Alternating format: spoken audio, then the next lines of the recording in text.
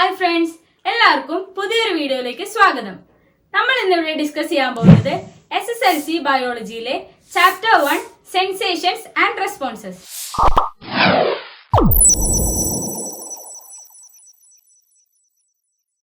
അതിനു മുമ്പ് നമുക്ക് ഈ ചാപ്റ്ററിലെ കുറച്ച് ടേംസ് ഡിസ്കസ് ചെയ്യാം. Stimuli, impulse, receptors. ആദ്യം നമുക്ക് സ്റ്റിമുലൈ എന്താണെന്ന് നോക്കാം.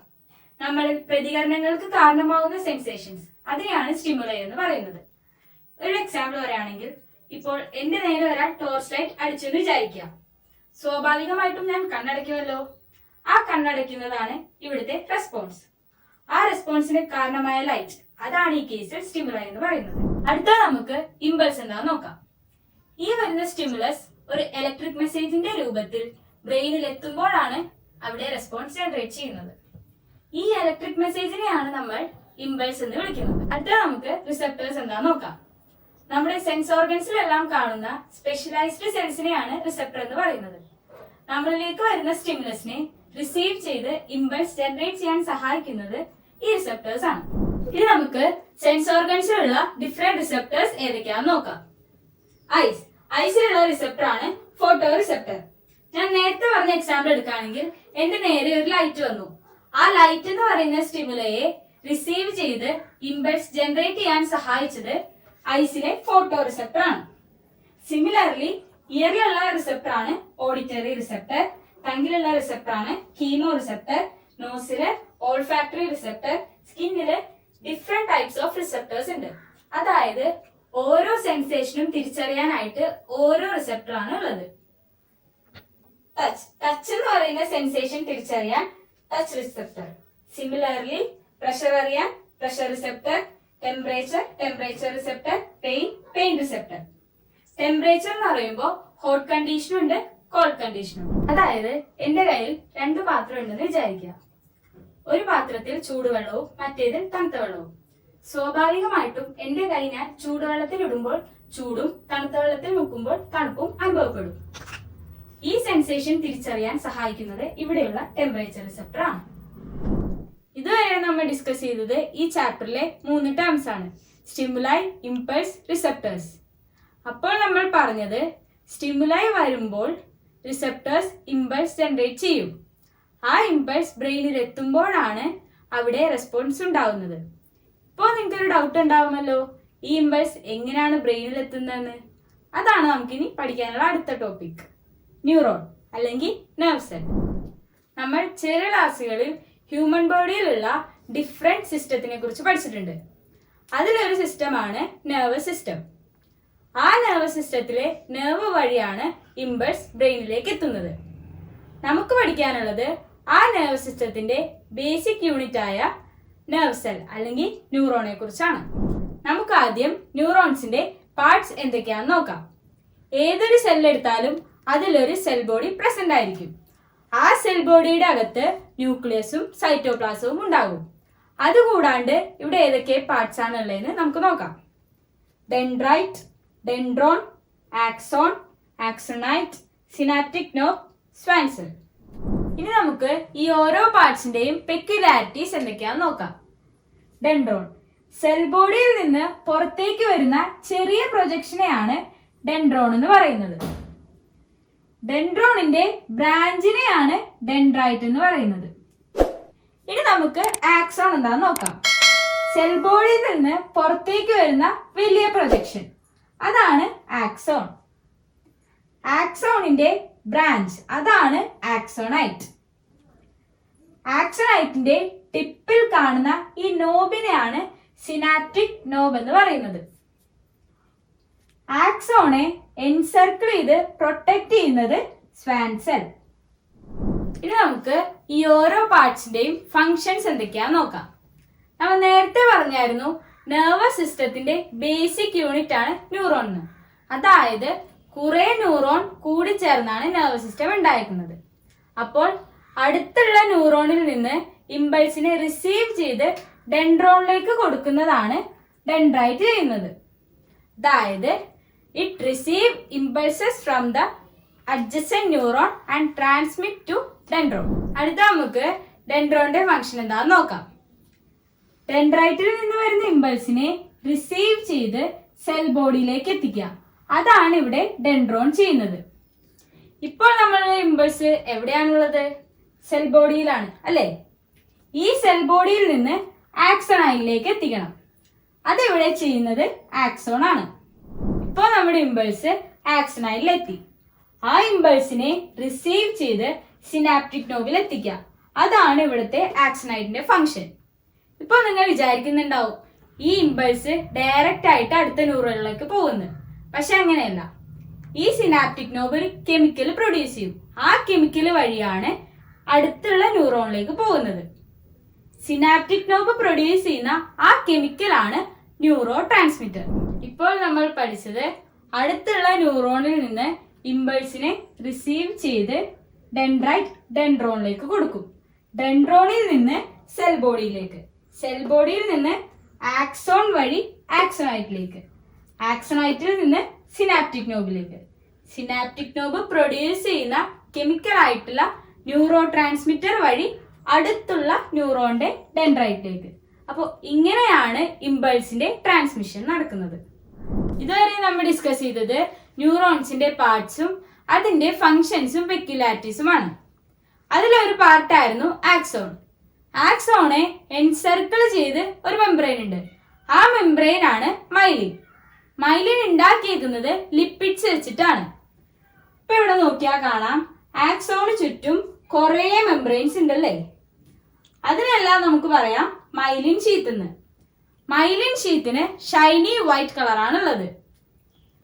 മൈലിൻ ഷീറ്റ് രണ്ട് ടൈപ്പിൽ നമുക്ക് ഫോം ചെയ്യാം. നെർവ്സിലാണെങ്കിൽ സ്വാൻസിൽ വെച്ചിട്ടും ബ്രെയിനിലും സ്പൈനൽ കോഡിലും ആണെങ്കിൽ ഒലിഗോഡെൻഡ്രോസൈറ്റ്സ് വെച്ചിട്ടും. അതായത് മൈലിൻ ഷീറ്റ് ഇവിടെ രണ്ട് രീതിയിൽ നമുക്ക് ഫോം ചെയ്യാൻ പറ്റും. നെർവ്സിലാണെങ്കിൽ സ്വാൻസിലും വെച്ചിട്ട് ഫോം ചെയ്യാം, ബ്രെയിനിലും സ്പൈനൽ കോഡിലാണെങ്കിൽ എന്ത് വെച്ചിട്ട് ഫോം ചെയ്യാം? ഒലിഗോഡെൻഡ്രോസൈറ്റ്സ് വെച്ചിട്ടും ഫോം ചെയ്യാം. ഇനി നമുക്ക് വൈറ്റ് മാറ്ററും ഗ്രേ മാറ്ററും എന്താന്ന് നോക്കാം. നെർവ്സിന്റെ എല്ലാ ഭാഗത്തും മൈലിൻ ഷീത്ത് കാണണമെന്നില്ല. നെർവ് സെൽസിൽ മൈലിൻ ഷീത്ത് കാണുന്ന ഭാഗത്തിനെ വൈറ്റ് മാറ്റർ എന്നും നെർവ് സെൽസിൽ മൈലിൻ ഷീത്ത് കാണാത്ത ഭാഗത്തിനെ ഗ്രേ മാറ്റർ എന്നും പറയും. ഇപ്പോൾ നമ്മൾ മൈലിൻ ഷീത്ത് എന്താന്ന് പഠിച്ചു. ഇനി അതിന്റെ ഫങ്ഷൻസ് എന്തൊക്കെയാന്ന് നോക്കാം. മെയിൻ ആയിട്ട് 4 ഫങ്ഷൻസ് ആണ് ഉള്ളത്. ആദ്യത്തേത് provide oxygen and nutrients to axon. ഈ ആക്സോണിന് വേണ്ട ഓക്സിജനും ന്യൂട്രിയൻസും എത്തിച്ചു കൊടുക്കുന്നത് ഇതിന് ചുറ്റുമുള്ള മെംബ്രെയിൻ ആയ മൈലിൻ ഷീത്ത് ആണ്. അടുത്തത് ആക്സിലറേറ്റ് ഇമ്പൾസസ്. നമ്മൾ നേരത്തെ പറഞ്ഞായിരുന്നു സെൽ ബോഡിയിലുള്ള ഇമ്പൾസിനെ റിസീവ് ചെയ്ത് ആക്സോണൈറ്റിലേക്ക് എത്തിക്കാൻ സഹായിക്കുന്നത് ആക്സോൺ ആണെന്ന്. ആ ഇമ്പൾസിന്റെ സ്പീഡിനെ ആക്സിലറേറ്റ് ചെയ്യുന്നത് മൈലിൻ ഷീത്ത് ആണ്. ഇനി നെക്സ്റ്റ് ആണ് act as an electric insulator. അതൊരു ഇലക്ട്രിക് ഇൻസുലേറ്ററിന്റെ രൂപത്തിലും ആക്ട് ചെയ്യും. നമുക്ക് ലാസ്റ്റ് ഫംഗ്ഷൻ ഏതാണെന്ന് നോക്കാം. Protect the axon from external shock. ബാഹ്യ ക്ഷതങ്ങളിൽ നിന്ന്, അതായത് എക്സ്റ്റേണൽ ഷോക്കിൽ നിന്ന് ആക്സോണെ പ്രൊട്ടക്ട് ചെയ്യാൻ സഹായിക്കുന്നത് മൈലിൻ ഷീത്ത് ആണ്. ഇനി നമുക്ക് പഠിക്കാനുള്ളത് generation and transmission of impulse. നമ്മൾ നേരത്തെ പറഞ്ഞായിരുന്നു ഇമ്പൾസ് ഒരു ഇലക്ട്രിക് മെസ്സേജിന്റെ രൂപത്തിലാണ് ട്രാൻസ്മിറ്റ് ചെയ്യുന്നതെന്ന്. ആ ഇലക്ട്രിക് മെസ്സേജ് എങ്ങനെയാണ് ഉണ്ടാവുന്നതെന്നും അതെങ്ങനെയാണ് ട്രാൻസ്മിറ്റ് ചെയ്യുന്നതെന്നാണ് നമുക്ക് ഇനി പഠിക്കാനുള്ളത്. ഏതൊരു സെല്ലെടുത്താലും അതിലൊരു പ്ലാസ്മ മെംബ്രെയിൻ ഉണ്ടാവും. അതേപോലെ തന്നെ നെർവ് സെല്ലിലും ഉണ്ട് ഒരു പ്ലാസ്മ മെംബ്രെയിൻ. അതാണ് ഇവിടെ ഞാൻ വരച്ചിരിക്കുന്നത്. റെസ്റ്റിലായിരിക്കുന്ന സമയത്ത്, അതായത് സ്റ്റിമുലസ് ഒന്നും ഇല്ലാത്ത സമയത്ത് പ്ലാസ്മ മെംബ്രെയിന്റെ ഔട്ടർ സർഫേസ് പോസിറ്റീവും ഇന്നർ സർഫേസ് നെഗറ്റീവും ആയിരിക്കും. പെട്ടെന്ന് ഒരു സ്റ്റിമുലസ് വന്നാൽ, അതായത് ഈ ഭാഗത്താണ് ഇപ്പൊ സ്റ്റിമുലസ് വന്നത്, ആ ഭാഗത്തുള്ള ചാർജസ് ഓൾട്ടർ ആവും. ഔട്ടർ സർഫേസ് നെഗറ്റീവും ഇന്നർ സർഫേസ് പോസിറ്റീവും ആവും. ഈ ചാർജ് അടുത്തുള്ള ചാർജിനെ ഡിസ്റ്റർബ് ചെയ്യും. ഈ നെഗറ്റീവ് അടുത്തുള്ള പോസിറ്റീവിനെ നെഗറ്റീവ് ആക്കാനും ഈ പോസിറ്റീവ് അടുത്തുള്ള നെഗറ്റീവിനെ പോസിറ്റീവ് ആക്കാനും നോക്കും. അങ്ങനെ വരുമ്പോൾ നേരത്തെ സ്റ്റിമുലസ് വന്ന ഭാഗം പഴയ കണ്ടീഷനിലേക്ക് തിരിച്ചെത്തും. അതാണ് ഇവിടെ മൂന്നാമത്തെ ഫിഗറിൽ ഞാൻ കാണിച്ചിരിക്കുന്നത്. ഇനി ഈ നെഗറ്റീവ് അടുത്തുള്ള പോസിറ്റീവിനെ നെഗറ്റീവ് ആക്കുകയും ഈ പോസിറ്റീവ് അടുത്തുള്ള നെഗറ്റീവിനെ പോസിറ്റീവ് ആക്കുകയും ചെയ്യും. അപ്പോൾ ഇങ്ങനെയാണ് ഇമ്പൾസ് ഇലക്ട്രിക് ചാർജസ് ആയിട്ട് ട്രാൻസ്മിറ്റ് ചെയ്യുന്നത്. ഇനി നമുക്ക് പഠിക്കാനുള്ള ടോപ്പിക് ആണ് സിനാപ്സ്. സിനാപ്സ് എന്ന് പറഞ്ഞിട്ടുണ്ടെങ്കിൽ ഒരു ജംഗ്ഷൻ ആണ്. അതായത് രണ്ട് ന്യൂറോണുകൾ തമ്മിലുള്ള ജംഗ്ഷനോ അല്ലെങ്കിൽ ഒരു ന്യൂറോണും ഒരു മസിൽ സെല്ലും തമ്മിലുള്ള ജംഗ്ഷനോ അതല്ലെങ്കിൽ ഒരു ന്യൂറോണും ഒരു ഗ്ലാൻഡുലാർ സെല്ലും തമ്മിലുള്ള ജംഗ്ഷൻ, ഈ 3 ജംഗ്ഷനെയാണ് സിനാപ്സ് എന്ന് പറയുന്നത്. 2 ന്യൂറോണുകൾ തമ്മിലുള്ള ജംഗ്ഷനാണ് ഞാനിവിടെ വരച്ചിരിക്കുന്നത്. നമ്മൾ നേരത്തെ ന്യൂറോൺസിന്റെ പാർട്സും അതിലൂടെ എങ്ങനെയാണ് ഇമ്പൾസ് ട്രാൻസ്മിറ്റ് ചെയ്യുന്നതെന്ന് പഠിച്ചു. ആക്സോണൈറ്റിൽ നിന്ന് സിനാപ്റ്റിക് നോബിലേക്ക് വരുന്ന ഇലക്ട്രിക് ഇമ്പൾസ് ആണ് ഞാനിവിടെ കാണിച്ചിരിക്കുന്നത്. ഈ ഇലക്ട്രിക് ഇമ്പൾസ് സിനാപ്റ്റിക് നോബിൽ എത്തുമ്പോൾ അവിടെയുള്ള കെമിക്കൽ സബ്സ്റ്റൻസിനെ സിനാപ്റ്റിക് നോബ് പുറത്തേക്ക് സെക്രേറ്റ് ചെയ്യും. ആ ഗ്യാപ്പിനെയാണ് സിനാപ്റ്റിക് ക്ലെഫ്റ്റ് എന്ന് പറയുന്നത്. തിരിഞ്ഞു വരുന്നത് സിനാപ്സും സിനാപ്റ്റിക് ക്ലെഫ്റ്റും വേറെയാണ്. 2 ന്യൂറോണുകൾ തമ്മിലുള്ള ഗ്യാപ്പിനെയാണ് സിനാപ്റ്റിക് ക്ലെഫ്റ്റ് എന്ന് പറയുന്നത്. ഇതിനെ മൊത്തത്തിലാണ് സിനാപ്സ് എന്ന് പറയുന്നത്. സിനാപ്റ്റിക് നോബ് സെക്രേറ്റ് ചെയ്യുന്ന ഈ കെമിക്കൽ സബ്സ്റ്റൻസിനെയാണ് ന്യൂറോ ട്രാൻസ്മിറ്റർ എന്ന് പറയുന്നത്. ഇനി നമുക്ക് അതിന്റെ ഫംഗ്ഷൻ എന്താന്ന് നോക്കാം. അടുത്തുള്ള ഡെൻഡ്രൈറ്റിനെ സ്റ്റിമുലേറ്റ് ചെയ്ത് പുതിയ ഇമ്പൾസ് ജനറേറ്റ് ചെയ്യാൻ സഹായിക്കുക. അതാണ് ന്യൂറോ ട്രാൻസ്മിറ്ററിന്റെ ഫംഗ്ഷൻ. അതായത് ഈ കെമിക്കൽ സബ്സ്റ്റൻസ് അടുത്തുള്ള ന്യൂറോണിൽ എത്തുകയും അവിടെ വെച്ച് അതിനെ സ്റ്റിമുലേറ്റ് ചെയ്ത് പുതിയ ഇലക്ട്രിക് ഇമ്പൾസ് ഉണ്ടാകാൻ സഹായിക്കും. ആ ഇലക്ട്രിക് ഇമ്പൾസ് ഡെൻഡ്രൈറ്റ് റിസീവ് ചെയ്ത് ഡെൻഡ്രോണിലേക്ക് കൊടുക്കുകയും ഡെൻഡ്രോണിൽ നിന്ന് സെൽ ബോഡിയിലേക്കും സെൽ ബോഡിയിൽ നിന്ന് ആക്സോൺ വഴി ആക്സോണൈറ്റിലേക്കും പിന്നെ നേരത്തെ പറഞ്ഞ പോലെ സിനാപ്റ്റിക് നോബിലേക്കും എത്തും. കുറെ ടൈപ്സ് ഓഫ് ന്യൂറോ ട്രാൻസ്മിറ്റർ ഉണ്ട്. അതിൽ 2 ടൈപ്പാണ് നമുക്ക് പഠിക്കാനുള്ളത്, അസറ്റൈൽകോളിനും ഡോപാമിനും. സിനാപ്സിനെ കുറിച്ച് പഠിക്കുമ്പോൾ ഇമ്പോർട്ടന്റ് ആയിട്ട് അറിഞ്ഞിരിക്കേണ്ട കാര്യമാണ് ഫങ്ഷൻസ് ഓഫ് സിനാപ്സ്. മെയിൻ ആയിട്ട് 2 ഫംഗ്ഷൻ ആണ് ഉള്ളത്. ആദ്യത്തെ ഫംഗ്ഷൻ ആണ് റെഗുലേറ്റ് ദ സ്പീഡ്. ഈ വരുന്ന ഇലക്ട്രിക് ഇമ്പൾസിന്റെ സ്പീഡ് റെഗുലേറ്റ് ചെയ്യുക അല്ലെങ്കിൽ കൺട്രോൾ ചെയ്യുന്നത് ആരാണ്? സിനാപ്സ് ആണ്. രണ്ടാമത്തെ ഫംഗ്ഷൻ ആണ് ഡയറക്ഷൻ. ഈ വരുന്ന ഇലക്ട്രിക് ഇമ്പൾസ് ഒരൊറ്റ ഡയറക്ഷനിൽ തന്നെ പോകാൻ സഹായിക്കുന്നത് സിനാപ്സ് ആണ്. അതായത് ഈ വരുന്ന ഇലക്ട്രിക് ഇമ്പൾസ് വേണമെങ്കിൽ ഓപ്പോസിറ്റ് ഡയറക്ഷനിലും പോകാം. അത് അവിടെ അനുവദിക്കാണ്ട് ഒരൊറ്റ ഡയറക്ഷനിൽ തന്നെ പോകാൻ സഹായിക്കുന്നത് സിനാപ്സ് ആണ്. അപ്പൊ സിനാപ്സിനെ കുറിച്ച് നമുക്ക് ഇത്രയാണ് പഠിക്കാനുള്ളത്. ഇനി നമുക്ക് ന്യൂറോൺസിന്റെ ക്ലാസിഫിക്കേഷൻ എന്താണെന്ന് നോക്കാം. ഇമ്പൾസിനെ ക്യാരി ചെയ്യുന്ന ഡയറക്ഷൻ അനുസരിച്ച് ന്യൂറോൺസിനെ 2 ആയിട്ടാണ് ക്ലാസിഫൈ ചെയ്തിരിക്കുന്നത്, സെൻസറി ന്യൂറോൺ, മോട്ടോർ ന്യൂറോൺ. ആദ്യം നമുക്ക് സെൻസറി ന്യൂറോൺ എന്താണെന്ന് നോക്കാം. നമ്മുടെ വേരിയസ് ബോഡി പാർട്സിൽ നിന്ന് വരുന്ന ഇമ്പൾസിനെ ക്യാരി ചെയ്ത് ബ്രെയിനിലോട്ടും സ്പൈനൽ കോഡിലോട്ടും എത്തിക്കുന്നത് സെൻസറി ന്യൂറോൺ ആണ്. മോട്ടോർ ന്യൂറോൺ എന്ന് പറഞ്ഞിട്ടുണ്ടെങ്കിൽ ബ്രെയിനിൽ നിന്നും സ്പൈനൽ കോഡിൽ നിന്നും വരുന്ന ഇമ്പൾസിനെ ക്യാരി ചെയ്ത് വേരിയസ് ബോഡി പാർട്സിലോട്ട് എത്തിക്കുക. അതാണ് മോട്ടോർ ന്യൂറോൺ ചെയ്യുന്നത്. അടുത്ത നമുക്ക് നെർവ്സ് എന്താന്ന് നോക്കാം. നെർവ്സ് എന്ന് പറഞ്ഞിട്ടുണ്ടെങ്കിൽ ഗ്രൂപ്പ് ഓഫ് ആക്സോൺസ് അല്ലെങ്കിൽ നെർവ് ഫൈബേഴ്സ്. അതായത് ഒരു കൂട്ടം ആക്സോണുകൾ കൂടിച്ചേർന്നാണ് നെർവ്സ് ഉണ്ടാവുന്നത്. ആ ആക്സോണുകളെ കവർ ചെയ്യുന്നത് കണക്റ്റീവ് ടിഷ്യൂ ആണ്. ഇനി നമുക്ക് നെർവ്സിന്റെ ഡിഫറെന്റ് ടൈപ്സ് ഏതൊക്കെയാന്ന് നോക്കാം.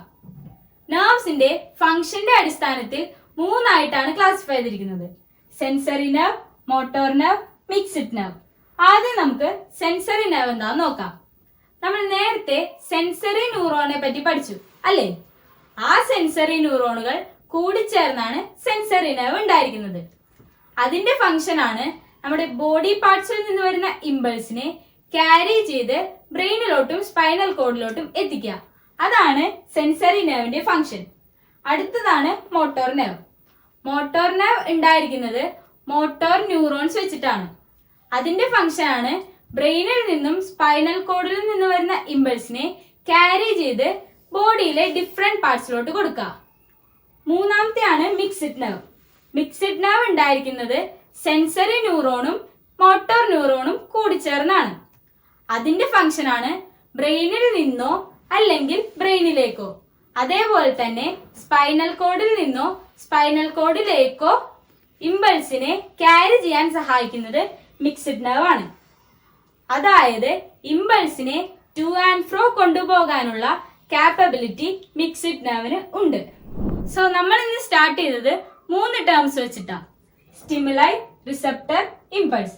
അത് കഴിഞ്ഞ് നമ്മൾ ന്യൂറോൺസിനെ കുറിച്ചും ന്യൂറോൺസിന്റെ ഡിഫറെന്റ് പാർട്സും അതിലൂടെ എങ്ങനെയാണ് ഇമ്പൾസ് ട്രാൻസ്മിറ്റ് ചെയ്യുന്നതെന്ന് പഠിച്ചു. അതെല്ലാം കൂടി ഞാനൊരു ഫ്ലോ ചാർട്ടിന്റെ രൂപത്തിൽ ഇവിടെ കാണിച്ചിട്ടുണ്ട്. അതായത് സ്റ്റിമുലൈ വരുമ്പോൾ റിസെപ്റ്റേഴ്സ് ഇമ്പൾസ് ക്രിയേറ്റ് ചെയ്യും. ആ ഇമ്പൾസ് ന്യൂറോൺസിന്റെ ഡിഫറെന്റ് പാർട്സ് വഴി ബ്രെയിനിലോട്ടും സ്പൈനൽ കോഡിലോട്ടും എത്തും. അങ്ങനെ എത്തുമ്പോഴാണ് അവിടെ റെസ്പോൺസ് ക്രിയേറ്റ് ആവുന്നത്. സോ ഇന്നത്തെ വീഡിയോ എല്ലാവർക്കും ഇഷ്ടപ്പെട്ടു എന്ന് വിചാരിക്കുന്നു. ഇഷ്ടപ്പെട്ടവർ ലൈക്ക് ചെയ്യുക, ഷെയർ ചെയ്യുക, സബ്സ്ക്രൈബ് ചെയ്യുക. സോ അടുത്ത വീഡിയോയിൽ കാണുന്നവരെ ഗുഡ് ബൈ.